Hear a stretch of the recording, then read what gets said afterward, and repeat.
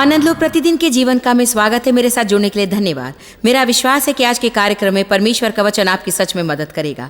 मैं विचारों के बारे में कह रही हूँ और ये भी कि जो कुछ उनके मन में आता है उसे उन्हें सोचने की जरूरत नहीं है, वे अपने विचार चुन सकते हैं। कृपया हमारे साथ बने रहे जैसे हम विचारों की सामर्थ्य के बारे में चर्चा करते हैं। आप में से कुछ लोग जो बेकार दिन का सामना कर रहे हैं, उनका सामना करने की अब जरूरत नहीं। आपको अपने दिन बर्बाद नहीं करने हैं निराशा, परेशानी, क्रोध, कड़वाहट और तिरस्कार में। परंतु यदि आप यहाँ कोई चमत्कार होने की राह देख रहे हैं या राह देख रहे हैं कि कोई अगला विख्यात प्रचारक नगर में आएगा और अपना थोड़ा गर्म हाथ आपके ऊपर हिलाएगा,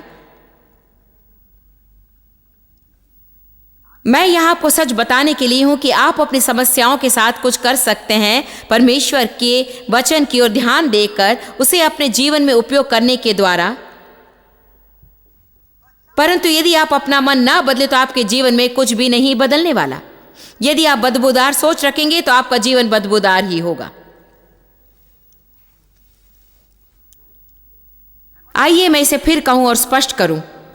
मुझे ये बार बार कहना है क्योंकि अक्सर ये हमारे लिए नई खबर होती है। आपके मन में जो कुछ आता है उसे आपको सोचने की जरूरत नहीं है। आप उन्हें नीचे गिरा सकते हैं, आप उन्हें नहीं कह सकते हैं और आप जानबूझकर अपने मन को किसी अच्छी बात से भर सकते हैं। आज जिसके बारे में सोचना चाहते हैं वो आप सोच सकते हैं।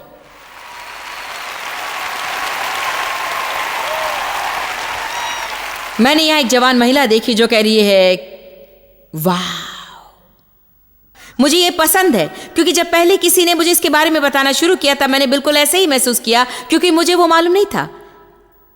क्या आप कल्पना कर सकते हैं जो लोग संसार में इसे नहीं जानते हैं उनके जीवन की दशा क्या है?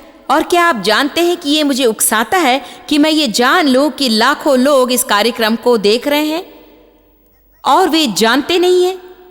आज ये कार्यक्रम न देखें और ये न जाने कि उनके दिमाग में आने वाली हर बात को उन्हें सोचने की जरूरत नहीं है। क्या ये अद्भुत नहीं है? ये अच्छी खबर है। मैं जो सोचना चाहती हूं मैं वो सोच सकती हूं और शैतान इसके बारे में कुछ भी नहीं कर सकता। यदि मैं उसे अपने मन पर नियंत्रण ना करने दूं तो वो हम पर नियंत्रण नहीं कर सकता। अब समस्या यहां है, साथ ही मैं आपको समस्या बता दूं। समस्या यहां है, हमें बुरी आदतें हैं जिसे तोड़ा जाना चाहिए और हम इस क्षेत्र में अनुशासित नहीं हैं। हमें पवित्र आत्मा के साथ निरंतर कुछ समय तक ईमानदारी से काम करते रहना चाहिए। इसलिए ऐसी अपेक्षा ना कि सिर्फ इसलिए कि आपने आज ये संदेश सुना है तो आप घर जाएं और फिर कभी अपने मन के साथ कोई युद्ध ना हो।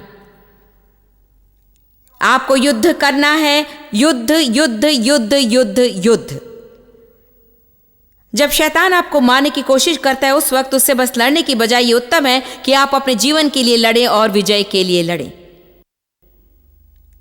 आप योद्धा हैं, आप लड़ने वाले हैं, आप परमेश्वर की सेना के सैनिक हैं। आपके अंदर ऐसा कुछ है जो उन बातों को छोड़ने नहीं देता और शैतान आपके साथ जो भी मूर्खता के काम करना चाहता है उसे हम ले लेते हैं।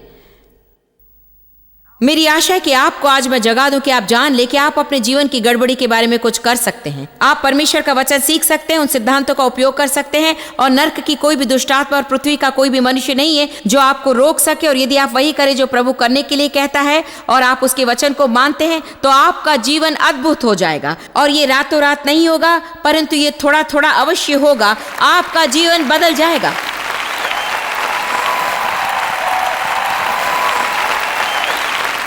आप अपने साथ अवश्य कुछ करेंगे, इसीलिए ऐसा कुछ करना शुरू करें जो अच्छा परिणाम उत्पन्न करे। आप यहां से घर जा सकते हैं और बस उन सब बातों को सोचते रहें जो आपके साथ हुई हैं और ये कितना अन्याय था और आपका बचपन कितना बुरा था। आप कैसी आशा करते कि काश ये ना होता और काश वो नहीं हुआ होता और हाय मुझ पर। और यदि आप वो करने का निर्णय लें कोई भी उसके बारे में कुछ नहीं कर सकता।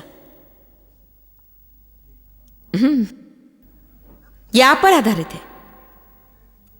कोई आपको सही सोचने नहीं लगा सकता, कोई आपको सही सोचने नहीं लगा सकता। मैंने तुम्हारे सामने जीवन और मृत्यु को रखा है, जीवन को चुन ले ताकि तू और तेरा वंश।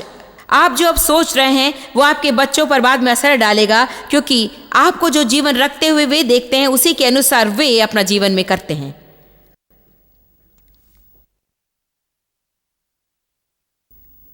आपका हर सही चुनाव आपके आसपास के सब लोगों पर असर डालता है। अपना मन नया बनाएं। इस संसार के सदृश न बनो, परंतु अपने मन को पूरा नया बनाने के द्वारा बदल जाएं, उनके नए विचार और नई मनोदशा के द्वारा। ये कहता है ताकि तुम खुद को साबित कर सको। मैं अभी भी रोमियो 12:2 में हूं। ताकि तुम खुद के लिए परमेश्वर की भली और स्वीकरणीय और सिद्ध इच्छा जान सको। उसके पास आपके लिए उत्तम योजना है, परंतु यदि आप उसे साबित होते हुए देखना चाहते हैं, इन पर चर्चा करने में आनंद आता है, परंतु इसे करने से उत्तम और कोई आनंद की बात नहीं है। अंत में एक दिन मैं परेशान हो गई, मतलब मैं सच में परेशान हो चुकी, प्रतिज्ञा के देश में जीने के बारे में चर्चा करते हुए। मैंने सोचा मैं प्रतिज्ञा के देश में जीने के बारे में बताकर थक चुकी थी, जबकि मैं जंगल में भटक रही थी। लोग मुझे प्रतिज्ञा के देश के बारे में बता रहे थे, परंतु कोई नहीं बता रहा था कि वहां कैसे जाएं। इफिसियों 4:23 कहता है कि हमारा मन और मनोदशा प्रतिदिन नई बनाई जाए, हर एक दिन नई बनाई जाए। नीति वचन 23:7 कहता है मनुष्य जैसा सोचता है वो वैसा है, और जहां मन जाता है वहीं मनुष्य जाता है। कुलिसियों 3:2 कहता है अपना मन लगाएं और उन बातों पर लगाए रखें जो कि ऊपर की हैं और इस पृथ्वी पर की नहीं है। अपना मन विजय पर लगाए रखें। अपना मन लगाए रखें। अपने मन में ठान लें कि आप कभी कंगाल नहीं रहेंगे। अपने मन में ठान लें कि आप कड़वाहट और तिरस्कार में कभी नहीं जीएंगे। यदि आखिरी बात अगर मैं कुछ करूंगी तो मैं प्रार्थना करूंगी।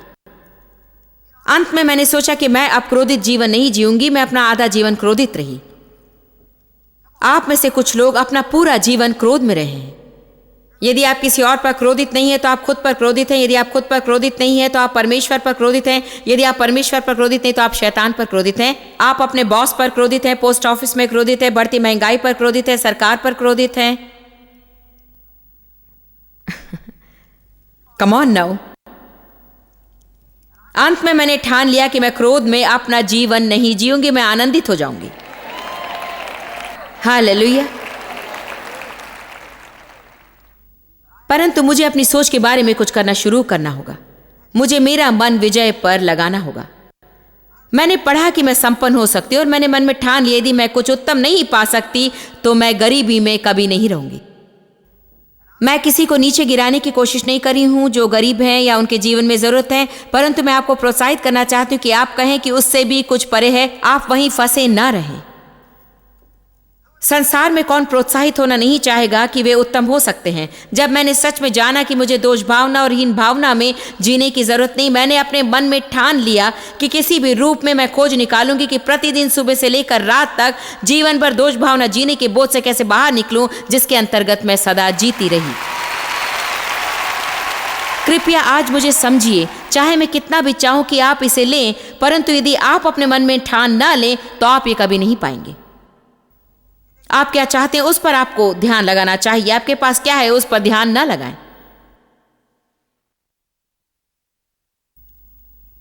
अपने मन में ठान लें। इसे आज यहां छोड़कर कहें बस हो गया, मैंने मन में ठान लिया, मैं अपना घर साफ रखूंगी।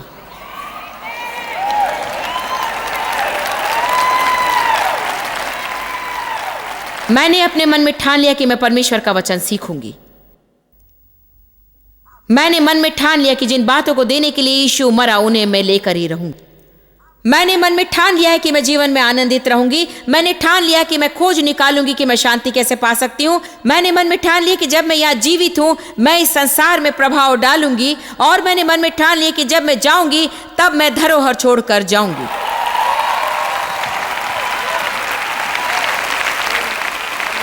बस अपने मन में ठान लें और दर्शन लें और खुद को दिशा में रखें। वही आपके आनंद को बढ़ाएगा, क्योंकि इससे अधिक और कोई भी बात आपके आनंद को नहीं चुरा सकती है कि मेरे साथ कुछ भी अच्छा नहीं होता है, मेरे साथ कुछ भी अच्छा नहीं होगा, मैं सबसे नफरत करती हूँ, मैं इस पृथ्वी पर दाग हूँ, मैं किसी पर भरोसा नहीं कर सकती, कोई भी अच्छा नहीं।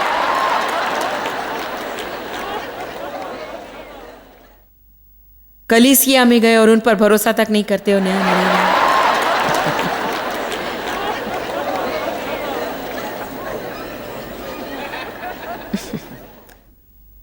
मुझे लग रहा है कि मैं वहां आऊं और आप में से कुछ लोगों को हिला दूं।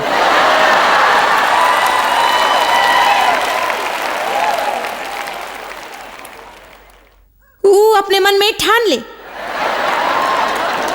क्या इसे कोई समझ रहा है? आपको अपनी कामना की हड्डी निकाल देनी होगी, रीढ़ की हड्डी लेनी होगी। आपको बदलनी होगी वो गुनगुनी, आलसी, दयनीय, हाय रे मैं मनोदशा, और आपको कहना होगा कि मैंने ये ठान लिया है, बस हो गया, मैंने अपने मन में ठान लिया है, मैं तंदुरुस्ती में रहूंगी। जो वजन मुझे कम करना चाहिए वो मैं कम करूंगी। मैं अपना कमरा साफ करूंगी, मैं अपना घर साफ करूंगी, मैं अपनी कार साफ करूंगी। मैंने मन में ठान लिया कि मैं सबसे उत्तम व्यक्ति बन जाऊंगी।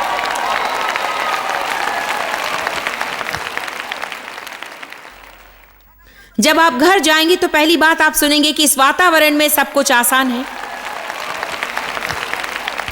जब आपके पास ये सामूहिक अभिषेक होता है और अच्छा संगीत बजता है, लाइट्स, वीडियोस होते हैं और कोई आपको प्रचार करता है, यह मन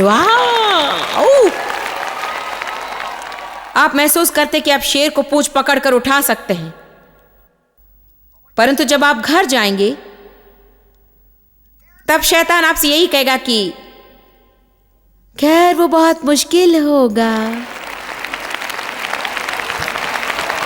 ये सही है, ये तो नर के गड्ढे से निकला एक बड़ा झूठ है, ये बहुत ही मुश्किल होगा।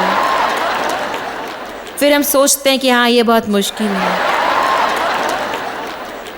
फिर शैतान कहता है बस इस गड़बड़ी को देख, क्या तू सच में सोचता है कि तू इसे कभी साफ कर पाएगा? शरीर को देख, यीशु के आने तक तू कसरत कर सकता है और उससे कुछ फर्क नहीं होगा।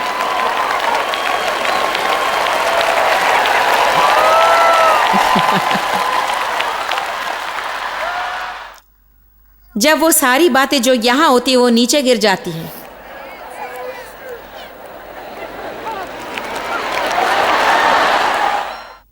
हाँ, जानते हैं यदि अपनी सोच में अब शैतान को आपको हराने दे तो वो आपको हरा देगा।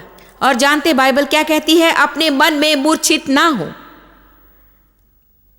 जब आप अपने मन में हिम्मत हार जाते हैं तो सब कुछ खत्म हो जाता है। जिस क्षण आप अपने मन में हिम्मत हारते तब नरक उत्सव मनाता है।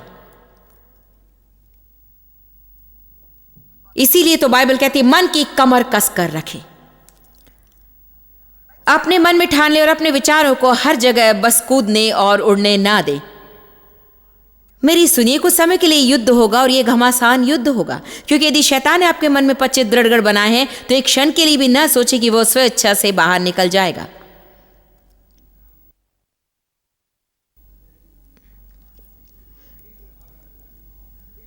हाल ही में किसी ने मुझे चोट पहुंचाई, मेरे बारे में कुछ झूठ बताया और मुझे चोट पहुंची।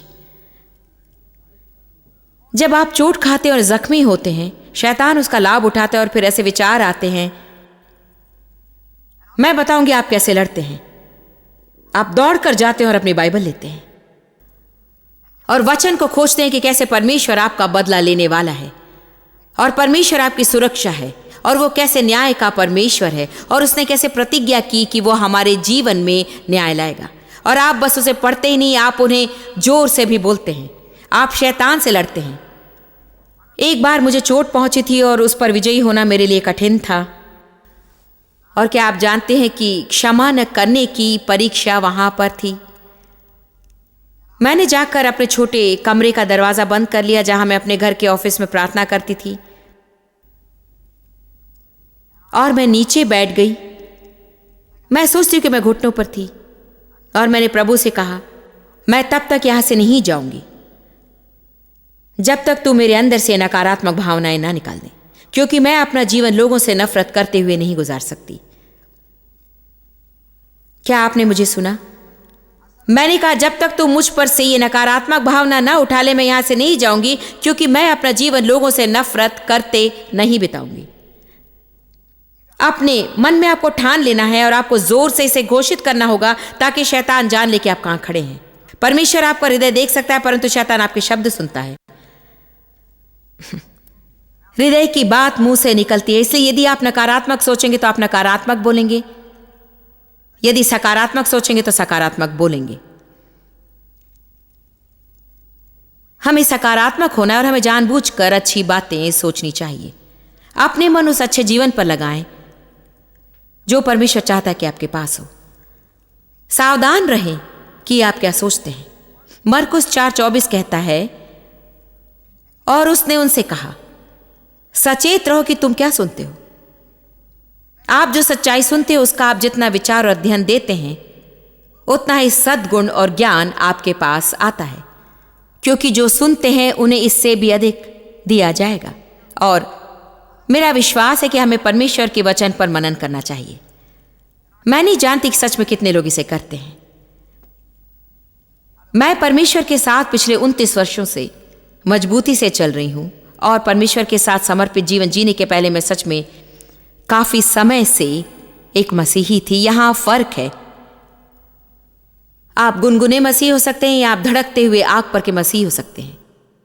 आप ऐसे भी मसीह हो सकते हैं जो सप्ताह भर शैतान के समान जीते हैं और रविवार को कलीसिया जाते हैं और सोचते हैं कि सब ठीक कर देगा। या आप पूरे समर्पित मसीह विश्वासी हो सकते हैं जो सबको सही करता है। आमीन। जब 29 वर्षों पहले मैं उस जगह पर पहुंची, क्योंकि वहीं मैंने निर्णय लिया कि मैं विजय में रहूंगी। मैंने प्रभु वचन सीखना शुरू किया। परंतु क्या आप जानते हैं, अभी भी 29 वर्षों बाद मुझे जानबूझकर वचन पर मनन करना पड़ता है, क्योंकि ये कुछ ऐसा नहीं है जो स्वाभाविक रूप में अपने आप मन में आ जाएगा।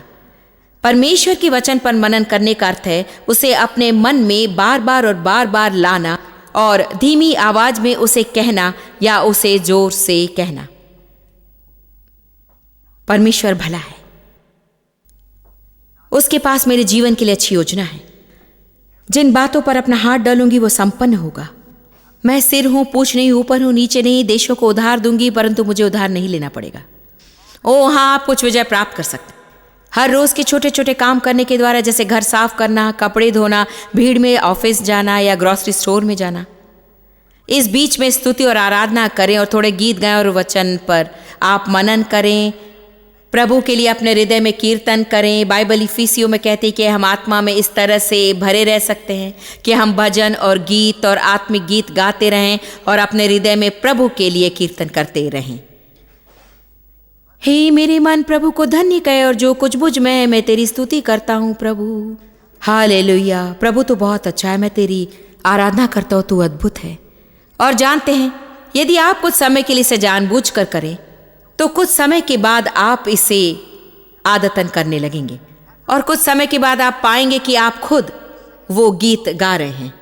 आप पाएंगे कि आप पूरा दिन अलग अलग वचन पर मनन कर रहे हैं और अब आपको इसे करने के लिए कोशिश करने की जरूरत नहीं, परंतु शुरू में आपको कहीं जाकर बैठना होगा और दिन में आपको इसे कई बार जानबूझकर करना होगा। ये तो आपके युद्ध की अच्छी लड़ाई का भाग है। यदि आपकी आर्थिक समस्या है तो फिर आप बैठ जाए और बाइबल में उस हर एक वचन को खोज निकाले जो कहता है कि यदि आप देंगे तो आप पाएंगे। अच्छा नाप दबा दबा कर, हिला हिला कर उमड़ता हुआ मनुष्य आपके गोद में डालेंगे।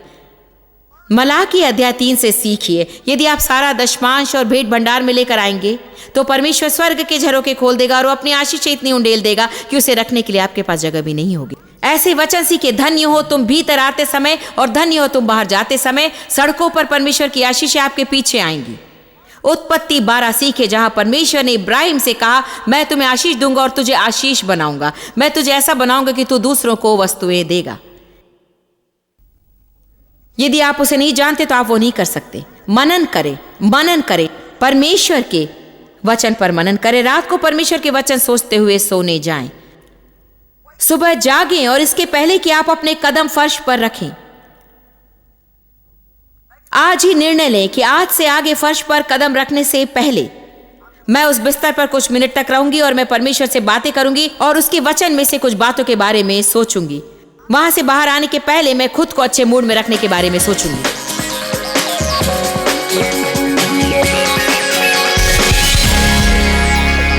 इस पूरे वर्ष भर में परमेश्वर मेरे हृदय पर सच इस बात का प्रभाव डाल रहा था कि जब हम प्रार्थना करते हैं तब हम उसे एक काम करने देने के लिए द्वार खोलते हैं। इस बारे में सोचिए, जब हम प्रार्थना करते हैं हम परमेश्वर को काम करने देने के लिए द्वार खोलते हैं। तो आप में से जो बीमार है उनके लिए मैं प्रार्थना करूंगी। मैं जानती हूँ कि बीमार होना क्या है, दर्द कैसा होता है, और यह आनंद की बात नहीं है, परंतु यीशु आपको चंगाई देना चाहता है। इसलिए हम अभी प्रार्थना करेंगे और द्वार खोलेंगे कि परमेश्वर हमारे भीतर में काम करे।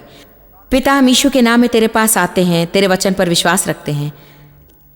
हमें वो सारे चमत्कार याद दिलाए गए हैं यीशु, जो तूने इस पृथ्वी पर रहते हुए किए थे, और सारे चमत्कार के बारे में हमने सुना, सारी चंगाई के बारे में।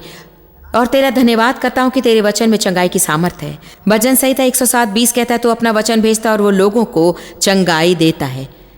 तो मैं हर एक व्यक्ति के लिए प्रार्थना करती हूँ जो बीमार है, हर एक व्यक्ति जो दर्द में है।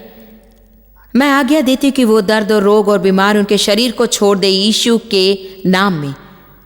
और मैं कहती हूँ कि चंगे हो जाओ, अपने सिर के ऊपर से लेकर नीचे पैर तक चंगे हो जाओ यीशु के नाम में। पिता, मैं तेरा धन्यवाद करती हूँ कि तू लोगों को स्पर्श कर रहा है, तेरी चंगाई की सामर्थ्य में अब काम कर रही है, वो दर्द उनके शरीर को छोड़ रहा है।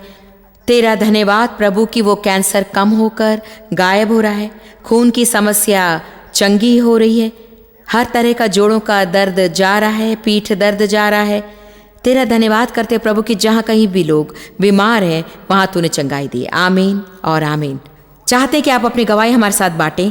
मेरा विश्वास है कि आप में से कई लोग अभी स्पर्श किए गए हैं, और जैसे परमेश्वर की सामर्थ आपके शरीर में काम करती है, आप में से कुछ आने वाले दिनों में चंगाई पाएंगे। और मैं चाहती हूँ कि आप बस परमेश्वर के साथ सहमत हो और कहें कि परमेश्वर की चंगाई की सामर्थ मुझ में काम कर रही है और मैं हर तरह से उत्तम और उत्तम होती जा रही हूँ। प्रभु आपको आशीष दे और आपका पूरा दिन उत्तम जाए। आप जितना जानते हैं उससे भी अधिक आप हमारे लिए जॉइस मेयर मिनिस्ट्रीज एशिया में महत्वपूर्ण है।